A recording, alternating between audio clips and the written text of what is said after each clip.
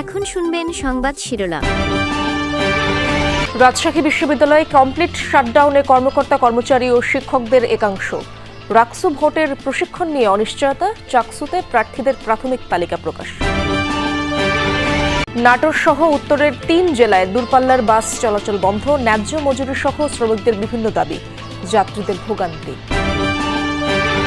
গাইবান্ধার সুন্দরগঞ্জের স্কুল মাঠ বন্ধক দিয়ে ধান চাষ, খেলাধুলা বঞ্চিত শিক্ষার্থীরা, প্রধান শিক্ষকের বিরুদ্ধে নানা অভিযোগ। আসসালামু আলাইকুম। এতক্ষণ দেখছিলেন সংবাদ শিরোনাম, এখন দেখবেন বিস্তারিত। শিক্ষক লাঞ্ছনাকারীদের শাস্তি ও প্রাতিষ্ঠানিক সুবিধা পুনর্বহালের দাবিতে অনির্দিষ্টকালের জন্য কমপ্লিট শাটডাউন কর্মসূচি পালন করছেন রাজশাহী বিশ্ববিদ্যালয়ের শিক্ষকদের একাংশ ও কর্মকর্তা কর্মচারীরা। এতে বেশিরভাগ বিভাগে ক্লাস পরীক্ষা বন্ধ রয়েছে। সকালে ক্যাম্পাসে শিক্ষকরা মানববন্ধন করেন, শিক্ষক লাঞ্ছনাকারীদের বিরুদ্ধে দ্রুত ব্যবস্থা নেওয়ার দাবি জানান। এছাড়া অন্যান্য দাবি দেওয়ার বিষয়ে যুক্তি তুলে ধরেন তারা। এদিকে একই দাবিতে বুদ্ধিজীবী চত্বরে অবস্থান নেন কর্মচারীরা। শাটডাউন কর্মসূচির ফলে রাকসু নির্বাচনে দায়িত্ব পালনকারীদের নির্ধারিত প্রশিক্ষণ নিয়েও তৈরি হয়েছে অনিশ্চয়তা। এর আগে পোষ্য কোটা বলে পরিচিত শিক্ষক কর্মকর্তা কর্মচারীদের প্রাতিষ্ঠানিক সুবিধা পুনর্বহালের সিদ্ধান্ত স্থগিত করে বিশ্ববিদ্যালয় প্রশাসন। এর জের ধরে শনিবার শিক্ষক ও শিক্ষার্থীদের মধ্যে হাতাহাতি হয়। এই ঘটনায় রোববার বিকেলে জরুরি সিন্ডিকেট 5 সদস্যের একটি তদন্ত কমিটি গঠন করার সিদ্ধান্ত নেওয়া হয়। রাজশাহী বিশ্ববিদ্যালয়ের ইতিহাসে সবচাইতে বড় ধরনের একটা ন্যাক্কারজনক এবং সন্ত্রাসী কর্মকাণ্ড। সেই সন্ত্রাসীদের দ্রুত বিচারের আওতায় আনার জন্য, তাদের ছাত্রত্ব বাতিলের জন্য আমাদের আজকে এই মানববন্ধন। এই চিহ্নিত সন্ত্রাসীদের আইনের আওতায় না আনা পর্যন্ত এবং তাদেরকে স্থায়ী বহিষ্কার করা না হওয়া পর্যন্ত কোনো শিক্ষক কর্মকর্তা তাদের কর্মে ফিরে যাবে না। রাকসু নির্বাচনের কয়েকটি প্যানেল সংবাদ সম্মেলন করছে। মতো কর্মসূচি এসেছে এবং ক্লাস পরীক্ষা সব বন্ধ। এই পরিবেশে আসলে আর শিক্ষার্থীদেরকে ক্যাম্পাসে ধরে রাখাটা সম্ভব হচ্ছে না।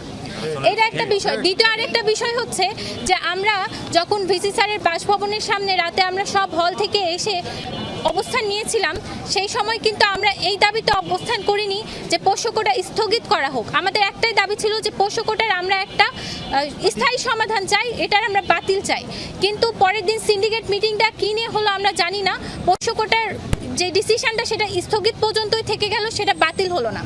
এখন আমাদের কনসার্নের জায়গায় আমরা যদি 25 তারিখে নির্বাচন করি বা যে কোনো তারিখে নির্বাচন করি না কেন, যদি পোষ্য কোটার ইস্যুটা সমাধান না হয়, এটাকে আবার একটা গোষ্ঠী বা যারা নির্বাচনটা চায় না তারা ট্রাম্প কার্ডের মতো ব্যবহার করতে পারে এবং ব্যবহার করে নির্বাচনের আগের রাতে যদি বলে যে না আমরা শিক্ষক কর্মকর্তারা নির্বাচনে কোনো রকম সহযোগিতা করব না, সেক্ষেত্রে আমরা কি করব? সব মিলায় আমরা আগে ক্যাম্পাসের পরিবেশ চাই সুষ্ঠু, স্বাভাবিক, এবং আমরা চাই যেন এই যে রিস্ক ফ্যাক্টরগুলো আছে সেই ফ্যাক্টরগুলো সমাধান করার পরে আমাদের নির্বাচনটা হোক। আমরা অনেক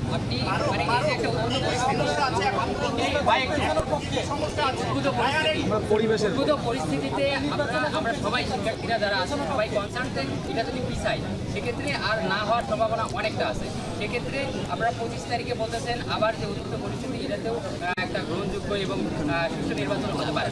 আপনারা এটা কি আগে নিয়ে আসার ভাই না হওয়ার কোনো চান্স নাই, একদিন আগে না হওয়ার কোনো নির্বাচন না হওয়ার কোনো চান্স নাই। রাকসু নির্বাচন হতেই হবে। বিশ্ববিদ্যালয়ের প্রত্যেকটা স্টেক রাকসু নির্বাচন চাই, এটা হলো প্রথম কথা। কিন্তু কথা হচ্ছে ক্যাম্পাসে এই যেভাবে হুট করে পরিস্থিতি তৈরি হচ্ছে, ভোটারদেরকে হচ্ছে ক্যাম্পাস বিমুখ করা হচ্ছে, এইটার মাধ্যমে রাকসু নির্বাচন হতে পারে না। কিন্তু আমরা প্রত্যেকটা মানুষই আসলে রাকসু নির্বাচন চাচ্ছি। রাজশাহী ইউনিভার্সিটি এখানে প্রত্যেকটা প্রতিনিধি তারা আসলে কি পরিমাণ আনন্দমুখর পরিবেশে আসলে পরিশ্রমগুলো করেছে আপনারা জানেন। এবং দেখেন আমাদের যে মেয়ে প্রতিনিধিরা আছে, আপনারা জাস্ট এটা বলেন ক্যাম্পাস যদি এরকম অস্থিতিশীল থাকে তাহলে মেয়ে প্রতিনিধি নিরাপত্তাটি কারা দিবে? এই জায়গাটা বড় কনসার্ন। বিশ্ববিদ্যালয় প্রশাসন, রাকসু কমিশন, নির্বাচন কমিশনার, বিশ্ববিদ্যালয়ের প্রত্যেকটি শিক্ষার্থীর এটি নৈতিক দায়িত্ব আমাদের যে মেয়ে শিক্ষার্থীরা, মেয়ে প্রতিনিধিরা আছে, মেয়ে ভোটাররা আছে, এদের নিরাপত্তার ব্যবস্থা করা। চট্টগ্রাম বিশ্ববিদ্যালয় কেন্দ্রীয় ছাত্র সংসদ চাকসু নির্বাচনে প্রার্থীদের প্রাথমিক তালিকা প্রকাশ করেছে নির্বাচন কমিশন।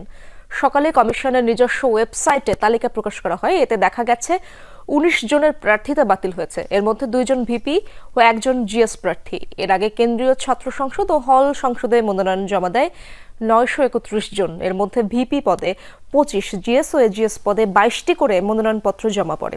শিক্ষার্থীদের আপত্তি নিষ্পত্তি ও ডোপ টেস্টের ফলাফল বিশ্লেষণ শেষে আগামীকাল বা পরশু চূড়ান্ত প্রার্থী তালিকা প্রকাশ করার কথা জানিয়েছে নির্বাচন কমিশন।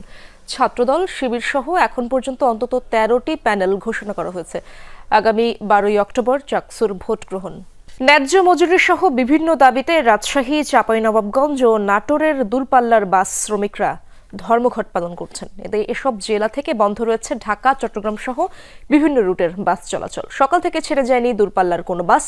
চালক ও শ্রমিকরা জানান, চাঁপাইনবাবগঞ্জ থেকে ঢাকা যাওয়া আসায় প্রতি ট্রিপে 1350 টাকা পায় একজন বাস চালক। সুপারভাইজার ও হেল্পার পায় 500 কিছু বেশি। গেল 15 বছর ধরেই বহাল রয়েছে এই কাঠামো। দফায় দফায় আলোচনায় বসেও কোনো সুরাহা হয়নি। মজুরি বৃদ্ধির দাবিতে ধর্মঘট পালন করছেন তারা। এদিকে দূরপাল্লার বাস বন্ধ থাকায় ভোগান্তিতে পড়েছেন যাত্রীরা। ভেঙে ভেঙে গন্তব্যে যাচ্ছেন তারা। একটা সিটের ভাড়া চাপাই থেকে ঢাকা পর্যন্ত 820 টাকা নেয়। ওনারা আমার বেতন দেয় 1300 টাকা। এতে আমাদের পোষায় না। ড্রাইভারের বেতন 1350 টাকা। এর মধ্যে খাওয়া দাওয়া এভরিথিং সব এর মধ্যে। কোম্পানি একটা বিয়ার করে না। তো দেখা গেল আপ ডাউন করে আসলে 200-300 টাকা খরচ। জানতাম না আজকে ধর্মঘট চলছে, গাড়ি ঘোড়া বন্ধ। কারণ চৌরাস্তা যাবো, এখন তো দেখতেছি বিপদে পড়ে গেছি। গাড়ি এখন বন্ধ, এখন আমাদের কাকারচুরি যাইতে অনেক কষ্ট হচ্ছে। গাইবান্ধার সুন্দরগঞ্জের একটি স্কুলে মাঠ থাকলেও খেলাধুলার সুযোগ থেকে বঞ্চিত শিক্ষার্থীরা। মাঠটিতে ধানের আবাদ হয়। অভিযোগ উঠেছে, ব্যক্তিগত স্বার্থের জন্য স্থানীয় এক প্রভাবশালীকে এই সুযোগ করে দিয়েছেন প্রধান শিক্ষক। এছাড়াও প্রধান শিক্ষকের বিরুদ্ধে রয়েছে বিস্তর অভিযোগ। লিখিত অভিযোগ দেওয়ার পরও ব্যবস্থা না নেয়ায় ক্ষুব্ধ স্থানীয়রা। স্কুলের খেলার মাঠেই করা হয়েছে ধানের আবাদ। গেল কয়েক বছর ধরেই গাইবান্ধা সুন্দরগঞ্জের রামদেব দ্বিমুখী উচ্চ বিদ্যালয়ে এমন চিত্র। 1966 সালে প্রতিষ্ঠিত স্কুলটিতে ষষ্ঠ থেকে দশম শ্রেণী পর্যন্ত পড়ালেখা করছে প্রায় 400 শিক্ষার্থী। পুরনো টিনশেড ভবনের উত্তর পাশে নির্মিত একতলা ভবনের সামনে 3.5 বিঘা মাঠ। অভিযোগ রয়েছে, ব্যক্তিগত লাভের আশায় প্রধান শিক্ষক মাঠটি চুক্তিতে তুলে দেন স্থানীয় প্রভাবশালী শাহিন মিয়ার হাতে। ফলে বিরতির সময় খেলাধুলা করতে না পেরে অলস সময় কাটে ছাত্রছাত্রীদের।